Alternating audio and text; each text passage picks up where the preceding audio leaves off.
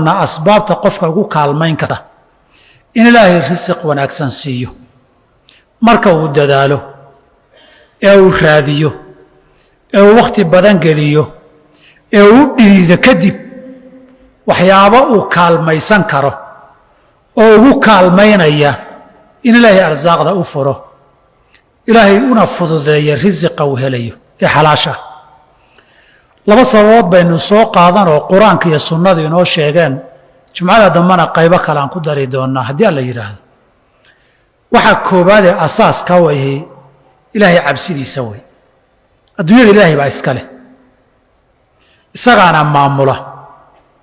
intaan haysannana isagaa ina siiyey intii horena shukri bay u baahan tahay oo cabsida ilaahay ka mida ilaahayna wixii uu kaa reebay inaad iska ilaaliso wixii uu kuu diray inay samayntooda aad ku dadaashaa lagaa doonayaa ummaddu si guud hadday alla cabsigu bato khayrka risiqa bata alla ka cabsigu guud hadduu yaraadana khayrka risiqa yaraada asbaabta risqiga aasaas waxaa u ah roobka samada ka yimaadaa u ah dhulku isaguu ku waraabaa waxa la cunoo dhanna biyahaasaa laga beeraa haddii roobkii la waayo wixii la cunayo soo baxay waa yaraanayaa ama waa la weynayaa xooluhu waxay cunayaan isagay ka soo baxaan xoolahana in cunto iyo in sibaa loogu noolyahay cid hilibkeeda cunta cid iibsata caanaha cid cabta iyo cid iibsata iyo cid ku noolaata iyo cid ka ganacsataba xoolihii iyo dadkiiba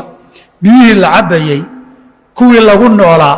kuwii wax laga dhisayay saa darteed bilaahay ku soo ururiyey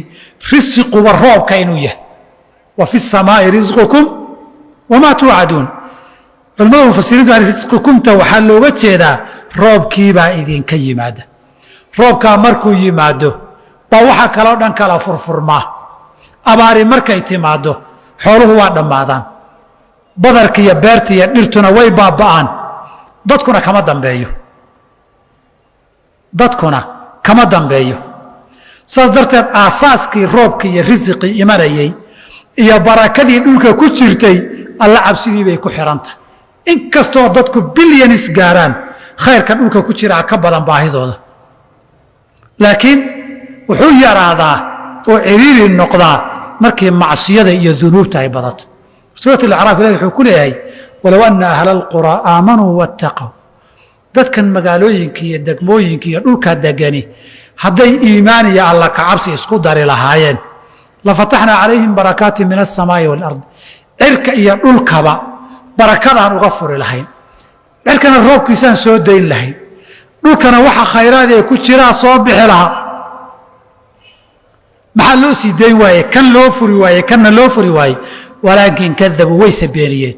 faakhadnaahum bima kaanuu yagsibuun dembigay galeen baanu u qabanno waxa haysteed aragteen ee ciriiri iyo dhibaato iyo risiq yari iyo gaajo iyo faqri ah waa cabsidii la'aantii iyo beenintii iyo dembigii waay khayrka dhulku waa inaga badan yahay ka cirkana ilaahay baa gacanta ku haya soomayda arag aadamuhu inta ay yihiin iyo un iyo hadday isu tagaan may cirka daruur keeni karaan dhibic roobase ka keeni karaan abaar baa laga digayaa dadka ha loo gurmado roobba hadduu iman waayo xaad samayn roobka yaa keena rabbi baa keena subxaanahu wa tacaala dhulka ma dad baa wax ka xoog kaga soo saari kara rabbin baa ka soo saari kara annaa sababna almaa'a sabban uma shaqaqna alarda shaqan faambatnaha fiiha xabban wacinaban waqadban wazaytuunan wanaqlan waxadaa'iqa gulban marka rabbi hadday ka cabsadaan buu ilaahay leeyahy subxaanahu wa tacaala barakada cirka waa u sii dayn lahayd tan dhulkana waa u sii dayn lahayd laakiin maxaa loo sii dayn waayey albaabada loogu furi waayey dembigay dadku galeen baa loogu dowgalay waay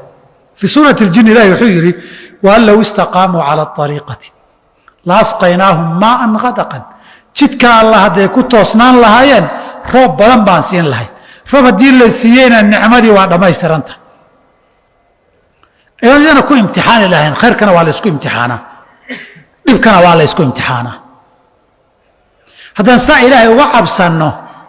saasaa inoogu fududayn lahaa risqi marka ilahay suuratu alaaq wuxuu ku yidhi waman yattaqi illaaha yajcal lahu makhrajan qofka ilaahay ka cabsada dhib kasta oo yimaada meeluu ka baxa buu siiya uu ka badbaadiyaa gaajada iyo xoolo yaraanta ka waran wayarzuqhu min xayثu laa yaxtasib meeluusan filaynin baa ilaahay uga deeqaya albaabada uga furaya soomadahan soomaalidu ilaahay baa dubay ugu dhuftay hebel qof waxba laga waayey buu kaa siinayaa waxaad arkaysaa sharikado waaweyn oo xoolo aad u fara badan diyaariyey oo mashaariic waaweyn diyaariyey oo daraasaad iyo diyaariyey haddana eber baxay nin in yaroo miskiinoo la wareegayey meel yar gashaday oo u bulaashay baad arkaysaa waxaad arkaysaa laba qof oo isku lacag ganacsi wada geliyey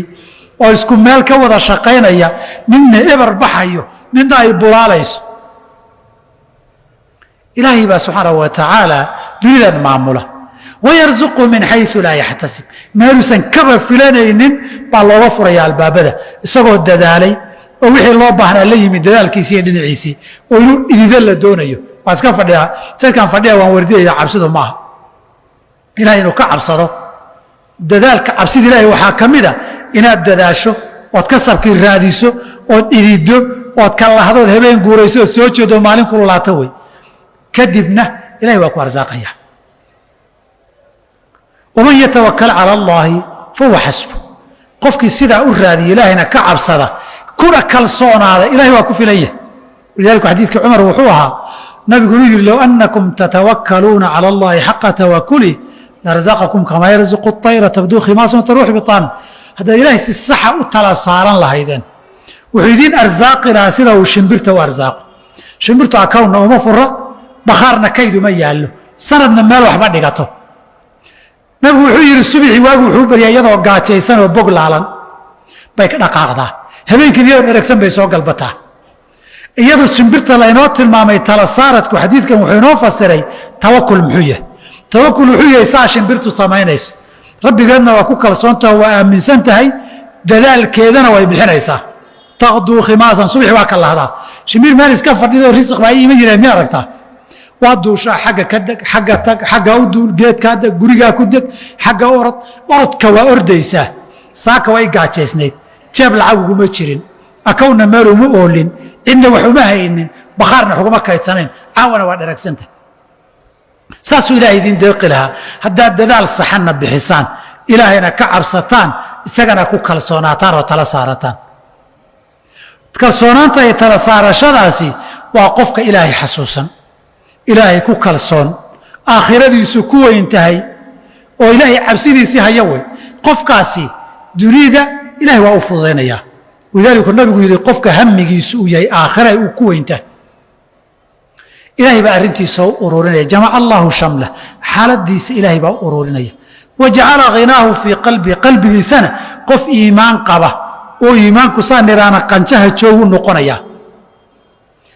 waatat iddunya wahuwa raaqima adduunyadana iyadoo qasbanoo san dullaysan oo sanka ka duran bay u iman qofkii laakiin niyadiisi iyo fikirkiisoo dhanba adduunya un ka dhiga ilaahay baa arrinta ka kala daadinaya labada indhood baana faqriga loo saari hadday jeebabku buuxaan ma arko faqriunbuu arkaa gaajagacabsiunbuu arkaa xoolihiisa uma muuqdaan bakhaarka u yaalla uma muuqdo akawn buuxa uma muuqdo faqri markuu saa indhahu kala qaadaba faqri iyo gaajagacabsiunbuu arkay naftan baa ka bixi isagoo ugu xoolo badan dadka iyo ugu gaajajay ugu cabsi badan yahay uguna dhibaataiyo rafaad badan yahay adduunyadana wixii loo qoray waxaanayn heli maayo taasi waa cabsidii ilaahayoo abwaabtii risqiga iyadaa laynoogu furaa cabsida ilaahay haddaan laga cabsaninna abtaab risqiga la iska xira xadiid ibni cumar baa wuxuu ahaa shan baa keentay 5 dembi buu nabigu sheegay 5taa dembi 5 dhibaatay keenaan waxaa ka mid ahaa haddii zakada la bixin waayo ilaahay roobku ka joojiyaa dadka haddaynan ahayn xoolahaas aan dadka ahaynee ilaahay subxaanahu wa tacaala roobba ma siiyeen walowla albahaa'imu lam yumtaruu xoolaha iyo dadka xayawaankaa kale haddaynan ahayn dadku dembigay sameeyeen dhinac roobba lama siiyeen nag ha dhahaan wax walba roob la'aantii zakada la bixin waaye kitaabka ilaahay oo in lagu dhaqmo laga tegayna 3 bay keentaa buu yidhi niman madaxa oo daalimiina oo ummadda kala gaabiya xoolaha dhaca dumarku sada dadka laaya barakiciya qoorta isu geliya baabi'iya oo daalimiin ah noloshoo adkaata qaali noqota wax walbuu cirka isku sharay shiddat alma'uunatina waa lagu sallidi maxaa nolosha adag keenay dembi iyo macaasi la galay baa keenay risiqii inuu yaraado maxaa keenay dembiga iyo macaasida dhulka aan ku samaynaynaa keenay ma keenin dhulkaa yar iyo dadkaa badan waa la isku batayna ma keenin arrinta labaadee qofka ugu kaalmaynaysa waa tawbada iyo istikfaarta ilaah inaad barido dikrigiisa badiso isaga dembi dhaaf weydiisato dembigaaga uga soo noqoto nabi nuux qoomkiisii markuu la hadlaayey wuxuu ku yidhi istakfiruu rabbakum baan ku idhi ilaahay dembi dhaaf weydiista innahu kaana gafaaran ilahay waa dembi dhaaf badane yursil samaa calaykum midraaran hadduu idiin dembi dhaafo samadu idinku soo celcelin roobkeeda wayumdidkum biamwaalin wa baniina wiilal iyo xoolana wuu idin siin wayajcal lakum jannaatin beeruu idin siin wayajcal lakum anhaaran biyo webiyo oo durduraya oon kala go'ayna waa idiin samaynaya intaasoo dhan buu ilaah idin siin maxay idinkaga xidhan tahay istakfiruu rabbakum ilaahay u soo laabta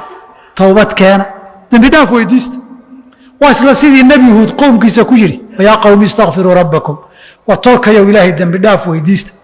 yursil isamaa calaykum midraaran roobku idinku soo celcelin wayazidkum quwatan ilaa quwatikum xooggan aad leedihiina ilaah idiin siiyeyna mid kaluu idinku dari maxaa yeelay waa shukrideen ilaahayna wuu ballan qaaday lain shakartum laaziidannakum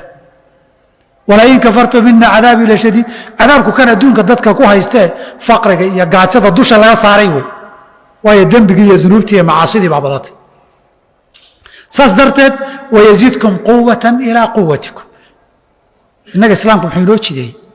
markay abaaro dhacaan xooluhu baaba'ayaan biyo la waayo hala roob doono soo lama dhihin roob doontu maxay tahay soo baxa idinkoo khushuucsan towbad keeno dadka ha loogu sheego in la towbad keeno istikfaarta ha la badiyo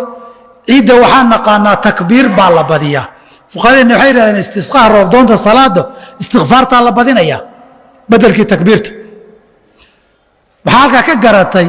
istikfaarta iyo towbada iyo roobka iyo khayraadku way isku xidhan yihiin saas darteed inaynu towbad keenno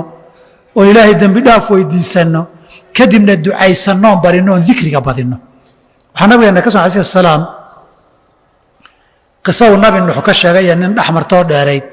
baa gabagabadeedii wuxuu yidhi wa subxaana allaahi wa bixamdih dikrigaasi salaatu kulli shayin khalqiga ilaahay oo dhan baa tasbiixda ku tukada wain min shayin illaa yusabixu bixamdihi waay wa bihaa yurzaqu lkhalqu iyadaana risiqa khalqiga lagu arsaaqaa khalqigan waxa loo arsaaqayaay ilahay inay caabudaan ay dikriya tasbiixdii la yimaadaan waay dikri baad ilaahay baad risiq ka rabtaa wakhtigii la baryayeyna waad ka horodaa salaadaad ku jirtaayoo sujuuddii waad mashquulsan tahay saqda dhexee salaatuleylkii loo kacayee samada adduunka ilaahay tu yimaado albaabada la furee ilah le war yaa waxay weydiisanayoon siiyaa waad horodaa haddaad shaqo leedahay waad aadi haddaad qof aybood ka soo dhawaysanaya waa aadi hadduu brogaraam inuu isku dhaafin aad rabtana waa toosi laakiin risiq la'aanna iyo ciriirina waad ka sheegan xilligii ilaahay ducada aqbalayana waad ka horodaa dee labadaa isma qabato inaad dadaal bixisaa la rabaa adoo iska jiifa risiqa lagu siin maayo laakiin hurdo aad jeceshahay oo xilli qabooba ay tahay oo shaydaanku jiifku leeyahay inaad ka kacdoo tukatoo sujuuddood ilaahay baridaa lagaa rabaa si laguu siiyo ilaahay ducadiisa iyo baryadiisa iyo istikfaartii iyo towbadii inaan ku dadaalla asbaabta risiqa la isugu fura waay asbaabta kasabka la isugu hagaajiye wey waxaa lagu waafajin meeshaad ka ribxi lahayd waxaa lagu waafajin shaqadii barakada lahayd waxaa lagaa duwi meelihii khasaaraha iyo boolaha yaa lagaa leexin laakiin adigu dadaalkeeda inaad bixisaa lagaa rabaa ood ilaahay barido oo toobad keento ood ka cabsato naftan xakamayso walilxadiidi baqiya jumcada soo socotaan ilaahayna gaarsiiyo idina kuwo kale ku sheegi doonaaye waxaa laynaga rabaa ilaahayna aan ka baqno dunuubtana aan uga towbad keennoon isaga barino arsaaqda isagaa inoo waasicinaya makaasibta inoo furaya albaabada inoo furaya allahuma inaa nasaluka alhuda waltuqa walcafaafa walghina allahuma lamna rushdana wacidna min shuruuri anfusina allahuma aati nufuusana taqwaha allahuma zakiha anta khayru man zakaaha anta waliyuha wamawlaaha